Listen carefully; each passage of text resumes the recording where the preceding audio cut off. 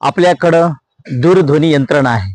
आज आपण कुठल्याही व्यक्तीशी कुठेही संपर्क साधू शकतो।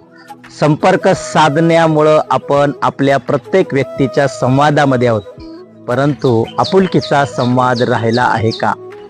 कारण जे काही साजरं करायचे, जे काही आनंद उत्सव साजरा करायचा आहे, तो आनंद उत्सव आपण आजच्या परिस्थितीमध्ये साजरा करतो आहोत का? सर्वजण आपापल्या कार्यक्षेत्रामध्ये मग्न आहेत, प्रत्येकाला आपली कामं आहेत आणि दिवाळीच्या ऐन वेळेसच प्रत्येक जण आपली कामं सर्व सारून आपल्या दिवाळीचा सण साजरा करण्यासाठी येतो। पण आपणही बोला, आपणही विचार करा की त्या काळची परिस्थिती म्हणजेच 10-20 वर्षापूर्वीचा जो काळ होता, तो काळ आता राहिला आहे का? आहेत, सगळं काही आहे, परंतु दिवाळीतला जो आनंद आहे तो कुठे गेला? कमी का झाला? का? आपल्याकडे काही साधनं उपलब्ध नाहीत, आपल्याकडे काही मर्यादा आहेत आणि मर्यादेचं आपण पालन करत नाहीत, असं काही आहे? स्वातंत्र्य नाही असंही नाही, सर्व आहे, पण का होते असं?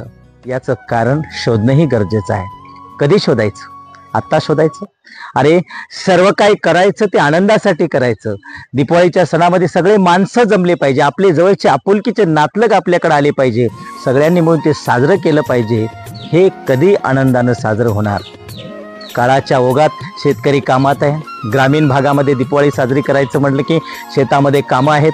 ह्या कामाच्या स्वरूपामध्ये, या विचाराच्या स्वरूपामध्ये प्रत्येक जण आपापल्या कामात, आपल्या व्यवसायात इतका व्यस्त होत चाललाय की ज्या सणासुदीचं जे आनंद आहे तो कुठं घ्यायचा आणि कधी घ्यायचा हे पण आपण विसरत चाललेलो आहोत। कदाचित माझं बोलणं हे वास्तविक असेल किंवा विचाराचं असेल, हे जर आपल्याला आवडत असेल तर नक्कीच मला याबद्दल माझ्या कॉमेंटमध्ये किंवा मला याबद्दल काहीतरी माहिती तुमच्या माध्यमातून कळवा।